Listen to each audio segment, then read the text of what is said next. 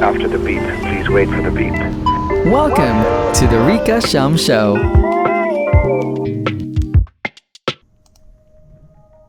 Hey, how's it going? Thank you so much for checking out the Rica Sham Show podcast. I'm so glad you are, tuning in this episode. And before you even think of tuning off, why don't you just give me a couple of minutes to share my thoughts? And who knows, it could help you and your friend. Yeah, so thank you so much for this chance. My name is Rica, and I used to be a radio announcer in my hometown, Kota Kinabalu, Sabah, Malaysia, for about 7 years. And then I quit my really comfortable and awesome job to pursue my studies. Yeah. In 2018, I went to Australia to study a diploma in sound production, and I actually got distinction from it, so I'm really proud of it. Yeah. But 9 months later, I came home. I found out I had cancer the very same week, and I was like, whoa. It was a shock of my life, and indeed it was quite serious as well because I had stage 4A, sort of like the final stage.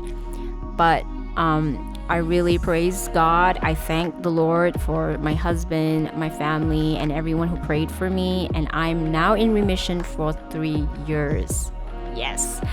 The cancer I had was NPC, or Nasopharyngeal Carcinoma, and I started off this podcast wanting to share my cancer journey as well as, talk about music and stuff. So I have the music series episodes where I interviewed local artists, English singer-songwriters who are super talented, and they had to answer some of my awkward questions, and they also perform at the end of the show. So do check them out on my YouTube page where you can see us on visuals. I'm actually on visuals now, so you can check it out on my YouTube. Search for my name, Rica Sham, RICASHAM, and then I started off cancer series as well. I talked about my cancer journey. The latest episode before this one, I talked about cancer side effects for NPC and how I managed them. So yeah, it's only about 10 minutes, so go check it out. So in this episode, I want to talk about communication, and especially how to communicate with a cancer patient or a cancer survivor.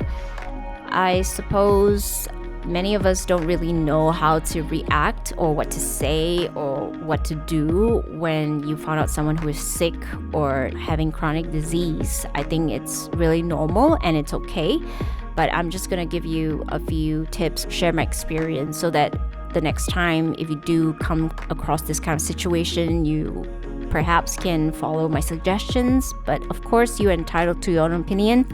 And yeah, this is just my own sharing. When I was in the hospital receiving my chemo treatment, I met a lady. Her name is B. And, she's from Ranau. She's a mother of 3. She's about my age, in her 30s.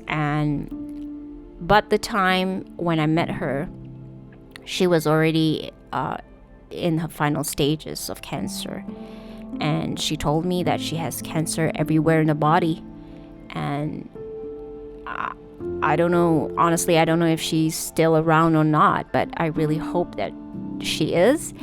Anyhow, B was sharing a lot to me because, sometimes cancer patients, when they want to talk, they just want somebody to listen.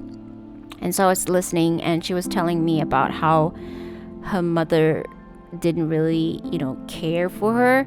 Her mother would just cook whatever her mother wishes to, and and she would just eat really not so healthy food, like fried stuff, like really spicy food and all that. And her mother would wish her to die early. And when she was telling me, she was weeping, and I didn't know how to react, honestly.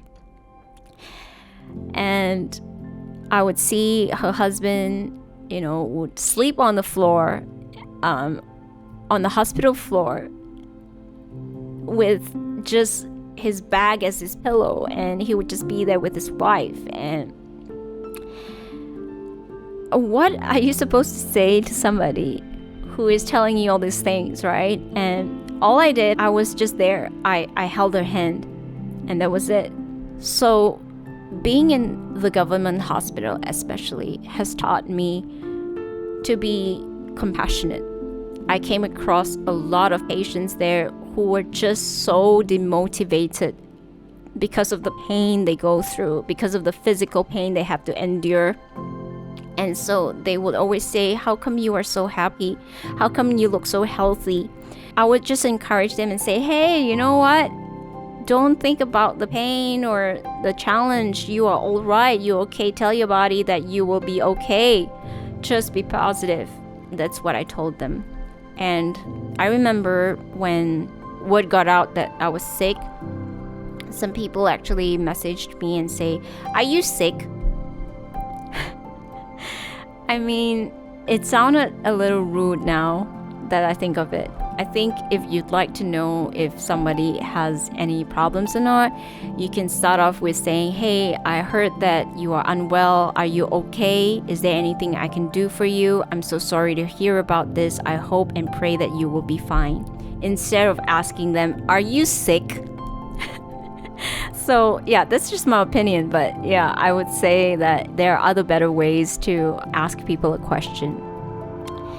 And the other thing is, when you do have a conversation with a cancer patient, I think it's best to always just listen first and, engage how much information is this person willing to give you. And from there, then you can, start off with your conversation with compassion and encouragement.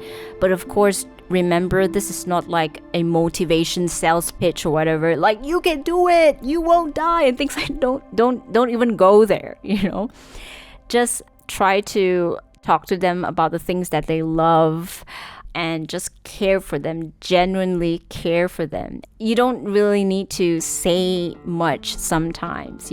Being there side by side with this person will be fine. Just hug the person if you're close and things like that. When I was sick and going through treatment, I didn't really say much on social media because I want to focus on my treatment. I want to focus on getting better, and social media to me would be a distraction. But some other people would actually put it on social media so that they can get like some sort of encouragement from others as well. So it really depends. I'm not saying you should or should not put on social media. Either way, I think we should approach people with a caring attitude, with compassion and kind words, because they are already suffering physically. So not talking about mentally as well, right? There's a lot of stress, a lot of worry, and a lot of anxiety as well. So it's best to just gauge the situation. But of course, don't try to not say anything at all. If you know this person, if you are friends with this person, and especially when you're family, it's always good to just encourage and show that you care. And of course, when I say by caring, don't ask things like, oh, so what's going to happen?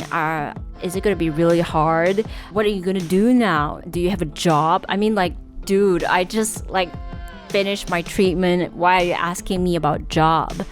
I have encountered these kind of questions, even in the middle of my treatment. So I'm I don't know, why are people so concerned about the future? We just got to do one thing at a time, especially for cancer patients. We can't just, think about everything, but we can do things slowly, one thing at a time. And I really hope people can really understand cancer patients, cancer survivors. They are already traumatized, actually, by the whole process. So they wouldn't want to be bombarded with so many questions. I guess saying things like, I know how you feel. You would not know how we feel. You would not know what we are going through, only if you are a cancer patient yourself. So don't say that, oh, I understand. You won't. You could say I can only imagine, things like that. Tell them you pray for them, and do pray. Don't just say it, and encourage them, and just be there for them if they need you. And I'm so privileged to have so many people support me and to give me kind words, encouragement. People were super kind to me, and I really praise God. That's God's grace for me. And yeah, so hopefully you could understand a little bit more, not to just bombard cancer survivor or cancer patient with too many questions. But of course, if they are willing to share the information to you, and then you can, just have the conversation naturally. Yeah. I mean, until today, I am still adjusting life after cancer. Things has really changed for me. I used to be like super extrovert, and now I'm just like, I'd rather be at home, Hopefully this would encourage someone, and I just want to keep this podcast short so that you can share it to other friends as well. And don't forget to subscribe to my YouTube channel, Spotify, Rica Sham, RICASHAM. If you'd like to connect, you can always DM me on Instagram. Catch you in the next episode.